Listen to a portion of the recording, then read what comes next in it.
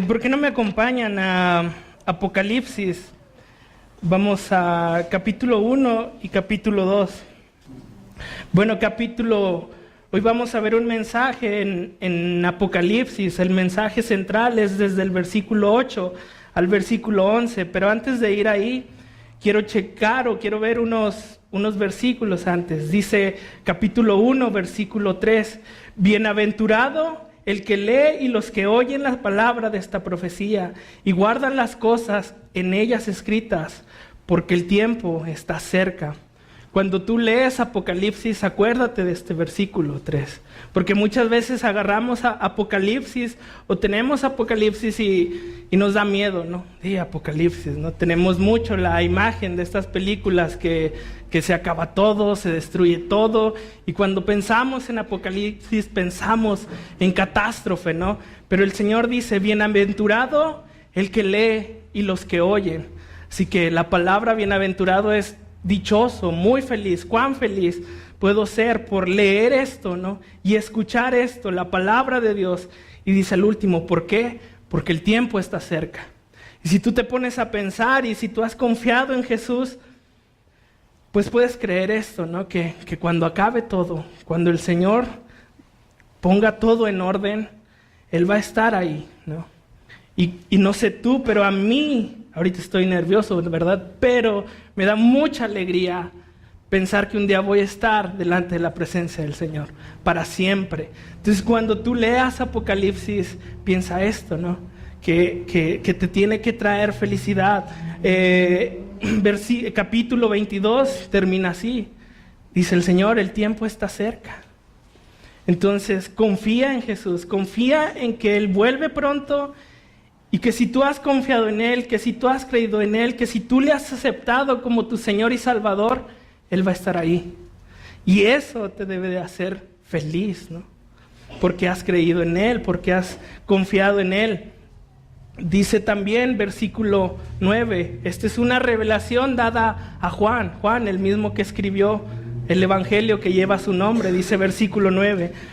Yo, Juan, vuestro hermano y copartícipe vuestro en la tribulación, en el reino y en la presencia de Jesucristo, estaba en la isla llamada Patmos por causa de la palabra de Dios y el testimonio de Jesucristo. Versículo 10, yo estaba en el Espíritu en el día del Señor y oí detrás de mí una voz como de trompeta que decía, yo soy el Alfa y el Omega, el primero y el último. Versículo 17, cuando le vi, caí como muerto a sus pies y puso su diestra sobre mí diciéndome, no temas, yo soy el primero y el último.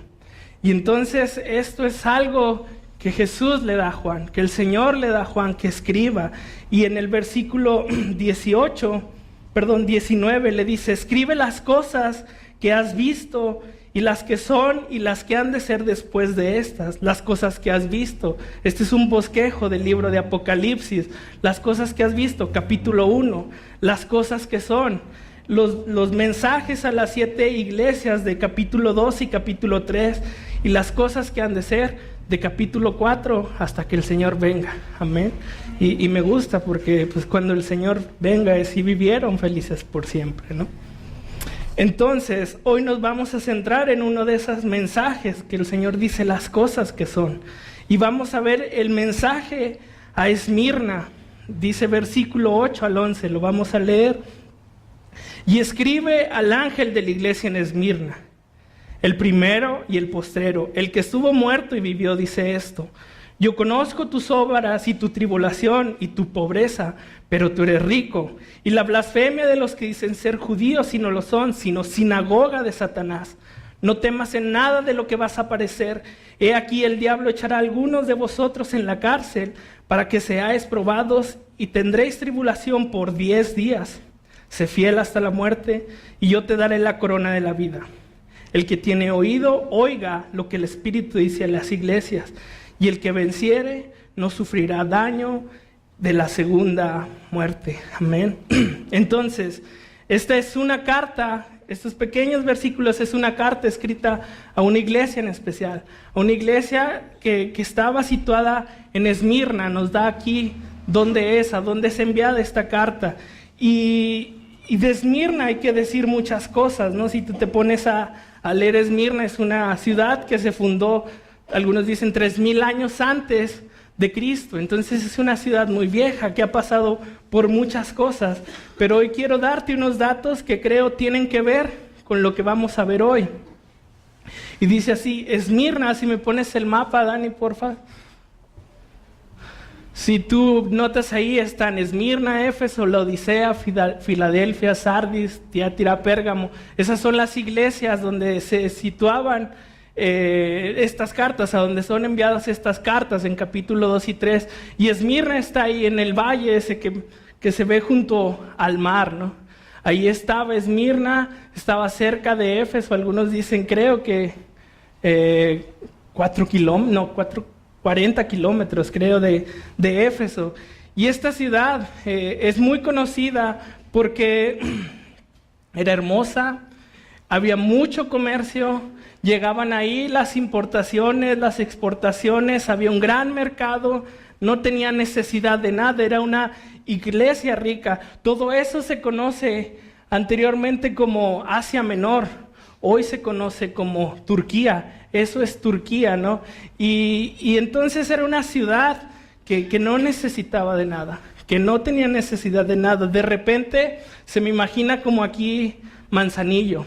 Esa ciudad para nosotros es importante. ¿Por qué? Porque ahí llega toda la importación que viene de Europa, de Asia, incluso desde Canadá baja por ahí para llegar a Manzanillo y salen barcos y se va. Y entonces así era Esmirna, ¿no? Una ciudad de comercio, una ciudad importante, pero también su significado me dice mucho, ¿no? La palabra Esmirna significa mirra, que viene de la palabra griega Esmirna, ¿no?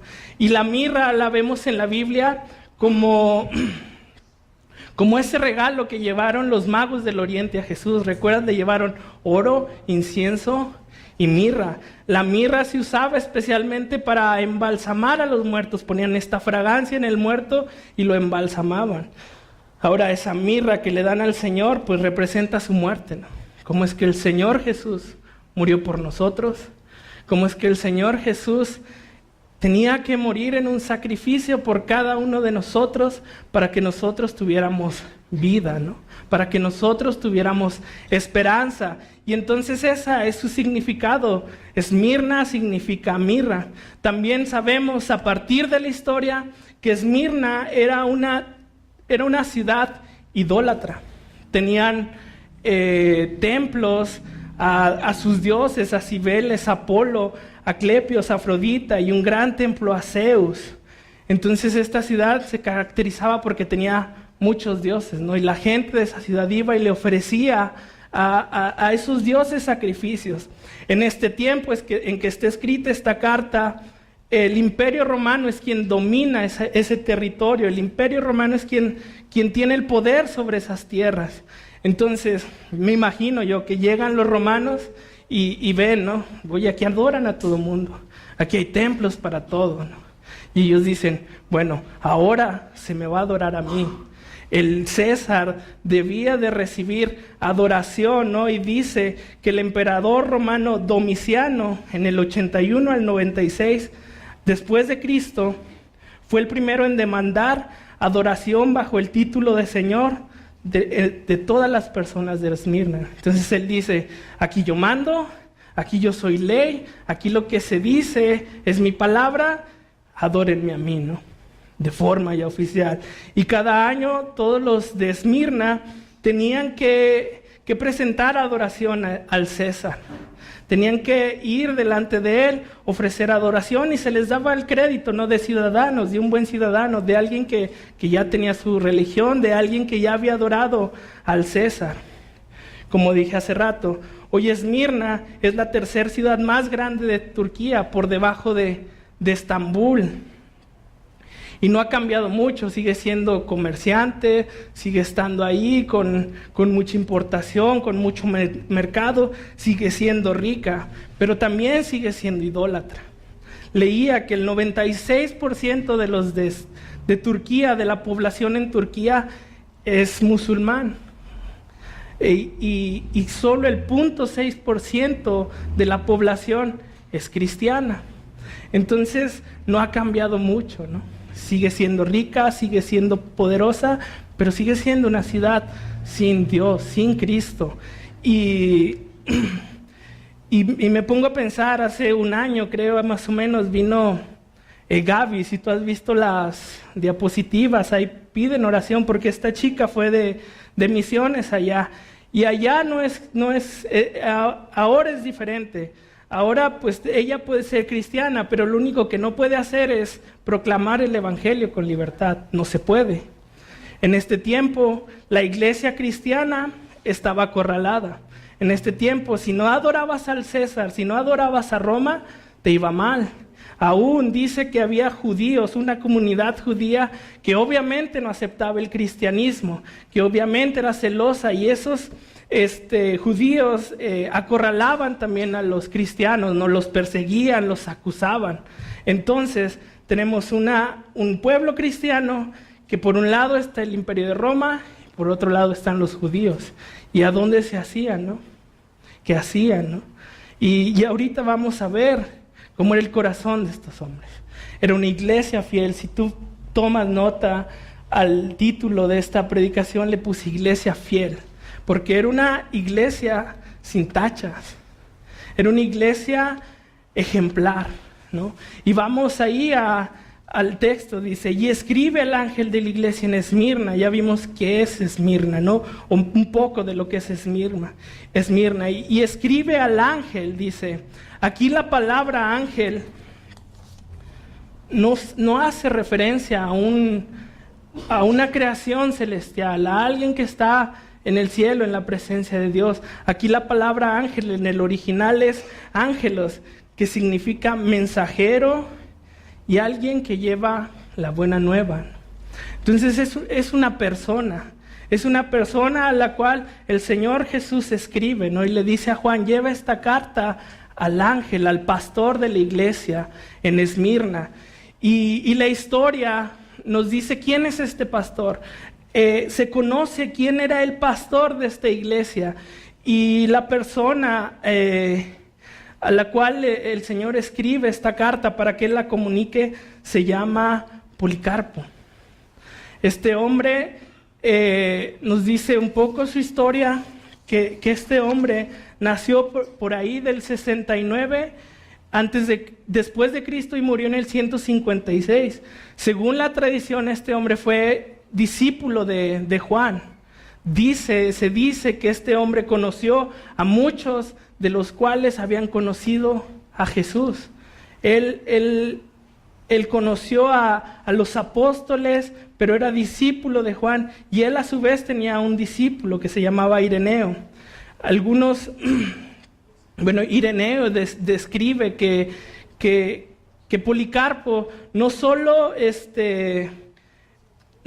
aprendió, no solo convivió, no solo conoció la palabra por medio de los apóstoles, sino que fue el mismo Juan quien lo puso como obispo en Esmirna. Así como Pablo llama a Timoteo y le dice, tú vas a ser el pastor, Juan se dice que fue el que tú encárgate de la iglesia en Esmirna.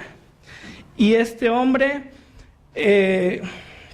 pues enseñaba la palabra. Este hombre enseñaba la doctrina de los apóstoles, a Cristo, ¿no? Enseñaba a Cristo viniendo a esta tierra, a Cristo muriendo por nuestros pecados y a Cristo resucitado. Era su doctrina.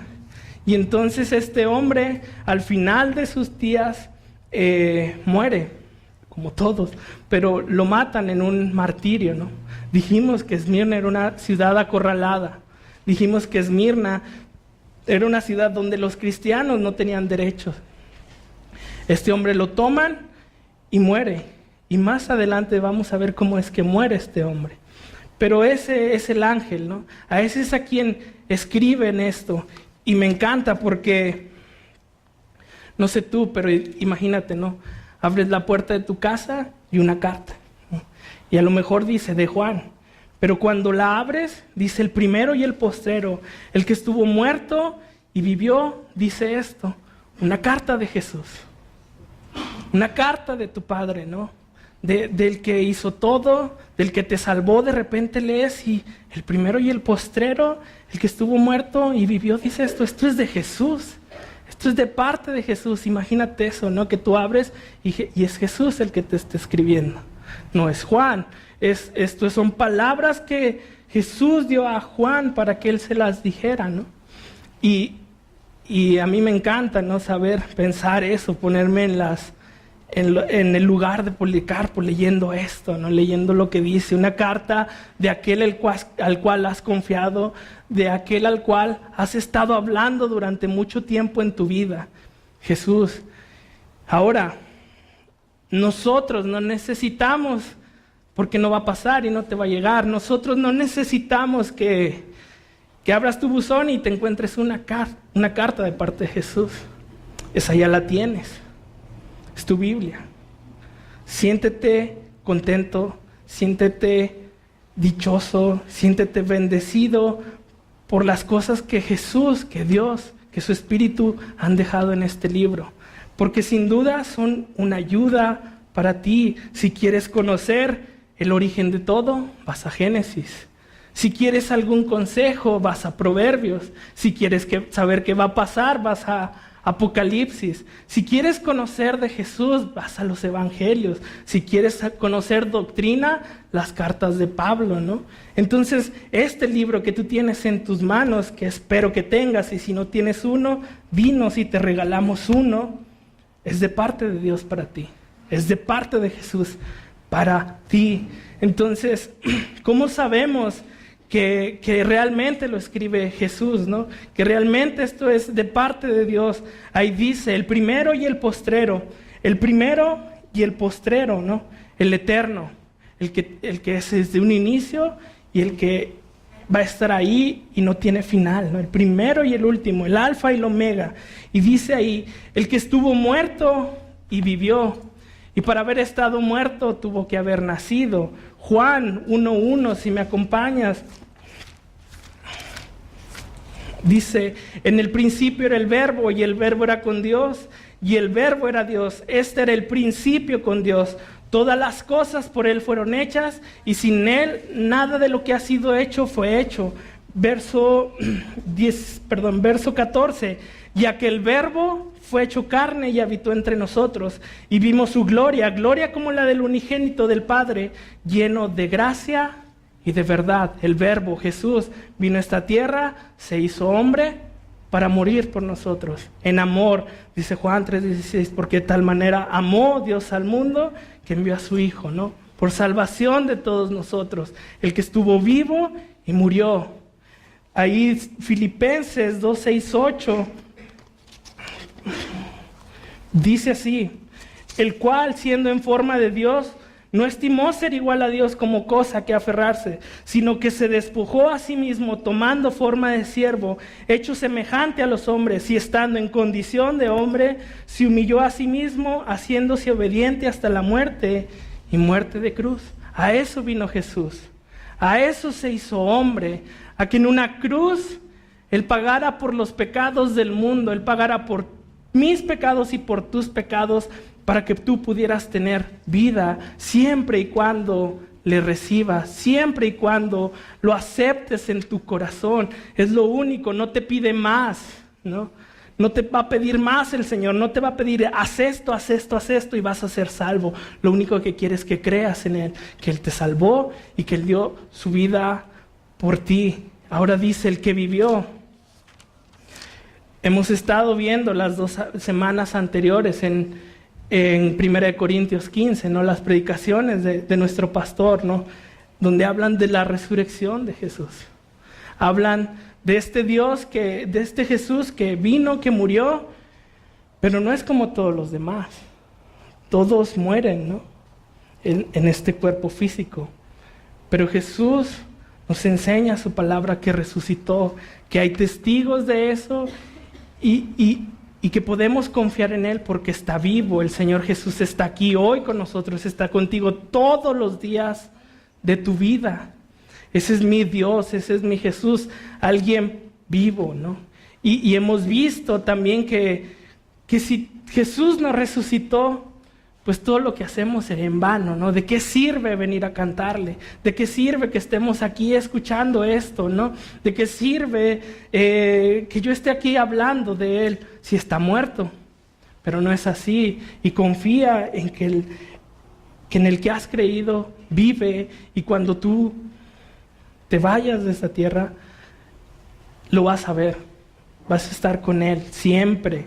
Entonces esta carta es de Jesús para Policarpo, para que Él la comunique a la iglesia de Esmirna. No sé realmente cuántos eran, ¿no? La iglesia, de cuántas personas eran, pero lo que sí sabemos es lo que dice aquí: y yo conozco tus obras y tu tribulación y tu pobreza, pero tú eres rico, tus obras.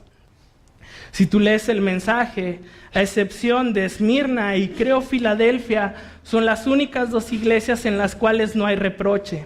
Las demás, por ejemplo, Éfeso dice: pero tengo contra ti que has dejado tu primer amor. Teatira, y dice: pero tengo unas pocas cosas contra ti, que toleras a esa mujer Jezabel que dice ser profetisa. Enseña y seduzca a mis siervos a fornicar y a comer cosas sacrificadas a los ídolos. Y así te vas viendo, y todas las iglesias tienen un pero, ¿no? Pero las obras de la iglesia en Esmirna, no había reproche en ellas. Una iglesia fiel, una iglesia ejemplar, una iglesia sin mancha. Imagínate que el Señor te habla y no te dice nada, ¿no? por cómo has actuado. Que no tenga un regaño para ti. Yo me pongo a pensar y veo mis defectos, ¿no? Y pienso: todo lo que me dirá el Señor, ¿no? Todo lo que el Señor tendría para mí, ¿no? Pero esta iglesia ejemplar, esta iglesia, sus obras eran excelentes. Ahora, no son obras para salvación, porque nadie es salvo por obras. Solamente me habla de la fidelidad de esta iglesia. Y habla de tribulación. Dijimos que era una iglesia acorralada, una iglesia lastimada. Y sabes, esta iglesia moría por causa del evangelio.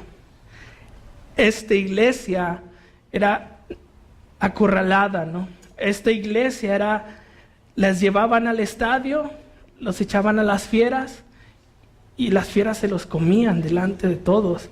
¿Por qué? Por el hecho de decir: el Señor es mi Salvador, yo creo en Él, yo confío en Él. Y por esa causa estos hombres eran quemados en las calles, ¿no? Vivos. Me pongo a pensar mucho en esto, y yo soy de Torreón, y hace no me acuerdo cuánto tiempo, pues Torreón era una zona de batalla, ¿no? Entre el narcotráfico y pues no sé, y las fuerzas federales y todos, ¿no? Ahí se peleaban por la plaza. Y de repente tú ibas en la calle y la gente matando a otra, ¿no? De repente tú ibas en la calle y ya habías visto que habían colgado a alguien en un puente, ¿no? De repente te llegaban los videos donde torturaban, donde golpeaban, donde decapitaban a gente. Y es horroroso, la verdad. Es horroroso pensar hasta dónde puede llegar el hombre. Claro, las causas de ellos eran diferentes, ¿no? Era otra cosa. Pero me imagino a estos hombres siendo golpeados, dicen que sus tripas, ¿no? Salían, de cómo los dejaban, de tanto martirio. Y aún así, aún con tanto dolor, aún con tanto sufrimiento, estos hombres, o muchos de ellos, seguían diciendo que Jesús era su Señor, que Jesús era su Salvador. Ahora, no sé tú, ¿no?, que estés batallando el día de hoy, pero la tribulación es solo aquello que sufres por causa del Evangelio, por causa de Jesús. Eso que de repente, si eres el único creyente en tu casa y te hacen menos y no te hablan, o estás en tu trabajo y te catalogan como algo, todo eso es tribulación, ¿no? Por confiar en Cristo. Eso es lo único que traía tribulación, el no dar crédito al César y el no dar crédito al Dios de los judíos, ¿no? Ahora les dice: pobres. Estos hombres también no conseguían trabajo.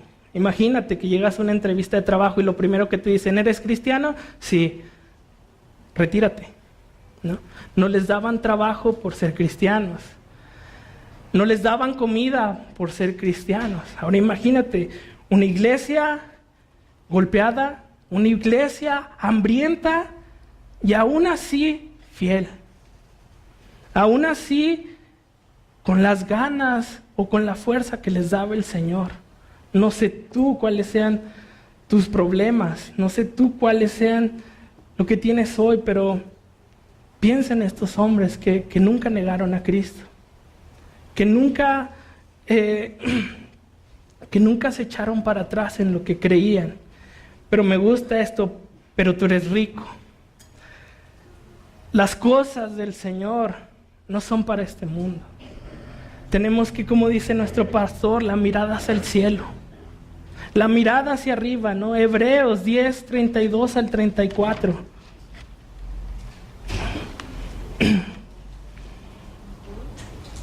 Dice, pero traed a la memoria los días pasados, en los cuales después de haber sido iluminados sostuviste gran combate de padecimientos. Por una parte, ciertamente, con vituperios y tribulaciones fuisteis hechos espectáculo, y por otra, llegasteis a ser compañeros de los que estaban en una situación semejante, porque de los presos también os compadeciste, y el despojo de vuestros bienes sufriste con gozo, sabiendo que tienes en vosotros una mejor y perdurable herencia en los cielos. Nuestra herencia es celestial. Nuestra herencia no está en este lugar. Tienes que pensar que eres eterno y que cuando llegues a la presencia de Dios, todo lo que Él te prometió, ahí va a estar. Y ahí va a estar Él. ¿Qué más quieres, no? Un lugar donde está Jesús. Un lugar donde está tu Padre. Un lugar donde está la persona que dio la vida por ti, por amor. Amor eterno. Ahí va a estar Jesús. Y continúa Apocalipsis y dice, y la blasfemia de los que dicen ser judíos y no lo son, sino sinagoga de Satanás. Como dijimos, había una comunidad judía, ¿no? Había una comunidad judía que los delataba, que estaba detrás de ellos, que cuando tenían oportunidad decían, ese es cristiano, ¿no? Mátenlo, quémenlo. Y dice Juan 8:44, ¿por qué los llama hijos de Satanás? Juan 8:44 dice, vosotros sois de vuestro padre el diablo, y los deseos de vuestro padre queréis hacer. Él ha sido homicida desde el principio y no ha permanecido en la verdad, porque no hay verdad en él. Cuando habla mentira, de suyo habla, porque es mentiroso y padre de mentira. Los llama hijos de Satanás porque practican las obras de Satanás. No están practicando las obras de Dios. Y Él les dice, Él es mentiroso como ustedes. Él es homicida como ustedes. Y así los llama, y qué fuerte, ¿no? Que el Señor los llame así. Pero así eran estos hombres, ¿no? Mentirosos, los mataban, los desechaban, ¿no?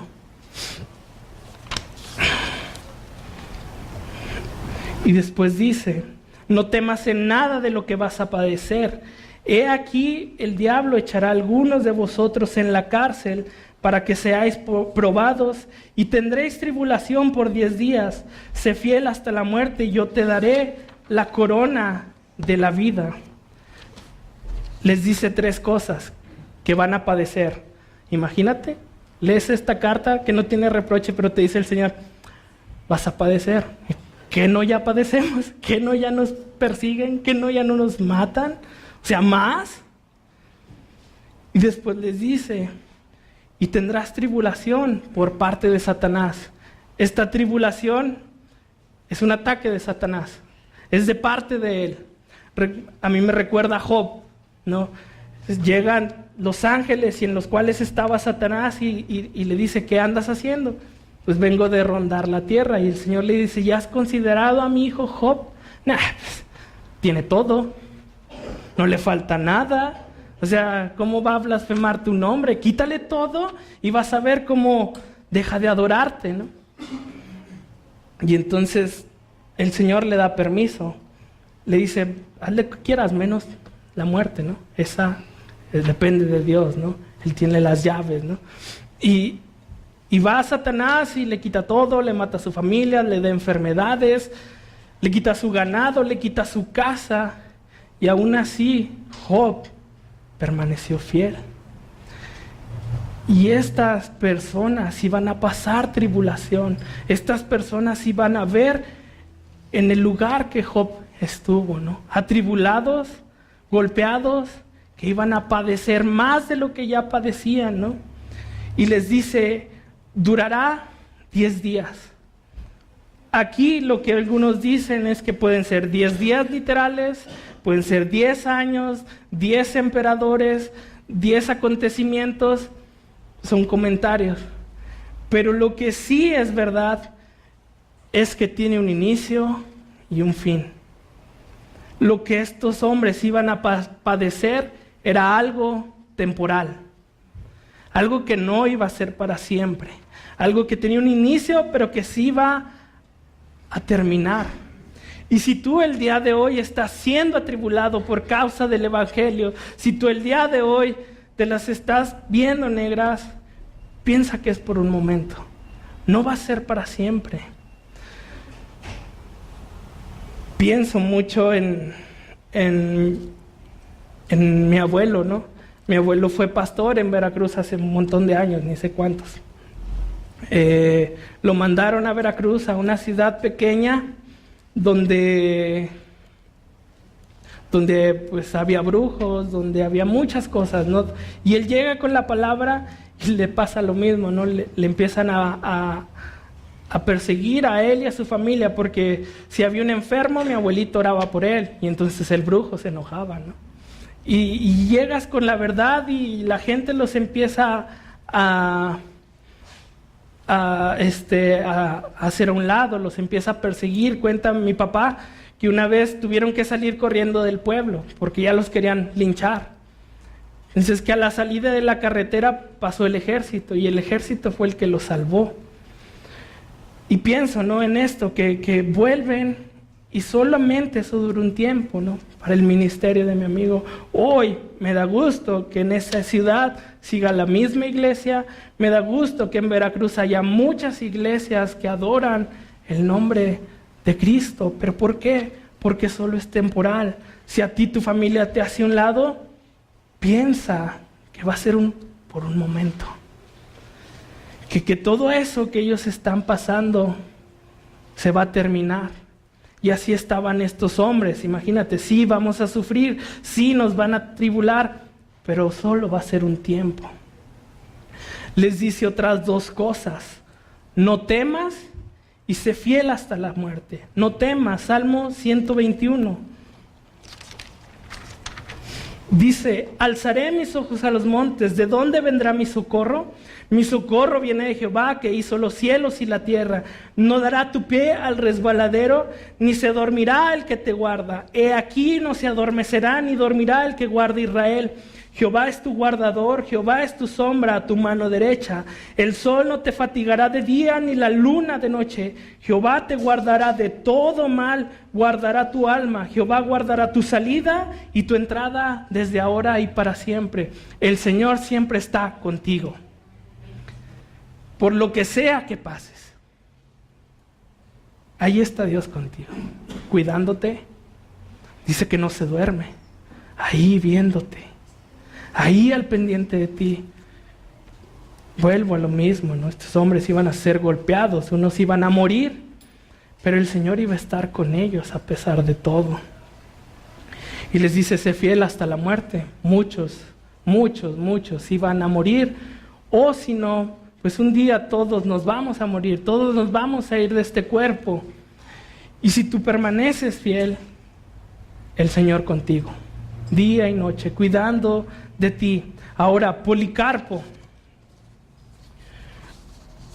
un hombre fiel a Dios, un hombre que su fe, a pesar de que fue maltratada, a pesar de que vio a muchos morir por causa de la palabra, permaneció fiel. Dice un escrito que se llama El martirio de Policarpo.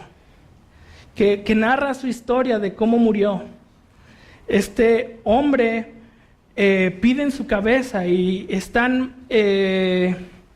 llevan al circo, llevan al estadio a muchos cristianos para matarlos, y cuando ven la forma en que estos cristianos mueren, el pueblo empieza a pedir la cabeza de Policarpo, porque veían el gozo de ellos, a pesar de que los habían echado a los leones, a pesar de que los estaban golpeando, estos hombres contentos. Y dices, ¿cómo puede ser? ¿No? A mí me dicen, mi mamá me dice, te voy a pegar, y salía corriendo, ¿no? Entonces estos hombres fieles hasta ahí, ¿no? Hasta el momento en que tenían un león de frente, hasta el momento en que tenían a alguien que los iba a golpear de frente, y era tanto su gozo que dijeron, traigan a Policarpo, ¿no? Empiezan a pedir la cabeza de Policarpo y gritaban, matad a los ateos, traed a Policarpo. Llegan las noticias a Policarpo de que lo están persiguiendo, de que quieren su cabeza, y me gusta lo que decía, porque decía, no se sintió alterado. Definitivamente Policarpo tenía estas palabras de esta carta en su corazón: no temas en nada de lo que te va a parecer. Si a mí me dicen, te están buscando para matarte, me desmayo del susto, ¿no? Y Policarpo dice, no se sintió alterado, ¿no? Tranquilo, confiando en el Señor. Y decidió quedarse en Esmirna. Ahora sus amigos o la gente que estaba cerca de él lo persuadieron a que se escondiera y lo llevaron a una granja. Y entonces cuando era tanto su búsqueda que cuando estaban cerca de él lo mueven a otra granja, pero agarran a los que estaban con él y los torturan y dicen, te vamos a decir dónde está, ya déjanos. Y Policarpo sabe que van por él y dice, hasta aquí ya, ¿no? Ya no voy a huir. Ya no voy a escapar, hasta aquí voy a estar, ¿no? Y llegan por él y lo atrapan y se lo llevan con el procónsul, ¿no? Con el que era el gobernador de Esmirna, para matarlo, ¿no? Y lo voy a leer porque me gustaría leerlo, porque no me lo aprendí de memoria y es un texto largo. Dice, Policarpo fue llevado preso. Entrando en el estadio, el gobernador se acercó a él para convencerlo de que se retractara, de su fe, de quién había creído. Y dice, jura por el César y retráctate y di, fuera los ateos. Los ateos eran los cristianos. Ellos decían, ustedes son los ateos porque no adoran al César y porque no adoran al Dios de los judíos. Y entonces Policarpo, con mirada solemne, contempló toda la multitud de paganos impíos que había en el estadio y les hizo señas con la mano, y gimiendo y mirando al cielo dijo, fuera a los ateos. Pero cuando el magistrado insistió y le dijo, jura y te soltaré, insulta a Cristo. Policarpo dijo, durante 86 años he sido su siervo y no me he hecho mal alguno. ¿Cómo puedo ahora blasfemar de mi rey que me ha salvado? Pero cuando el procónsul persistió diciendo, jura por el César, él contestó, si supones en vano que voy a jurar por el César, como dices, y haces ver que no sabes quién soy, te lo diré, soy cristiano. Pero si quieres aprender de la doctrina del cristianismo, señala un día y escúchame. El procónsul dijo, convence al pueblo. Entonces le dijo, haré que ardas con fuego si desprecias a las fieras. Le habían condenado a morir con los leones, con las fieras, como no te arrepientas. Pero Policarpo dijo, tú me amenazas con fuego que arde un rato y después se apaga. Pero del fuego del juicio futuro y del castigo eterno que está reservado a los impíos, porque te demoras, haz lo que quieras. Estas cosas sucedieron rápidamente, más aprisa de lo que se pueden contar las palabras, y la multitud empezó a recoger baños de leña y haces, y los judíos en especial ayudaron según acostumbraban.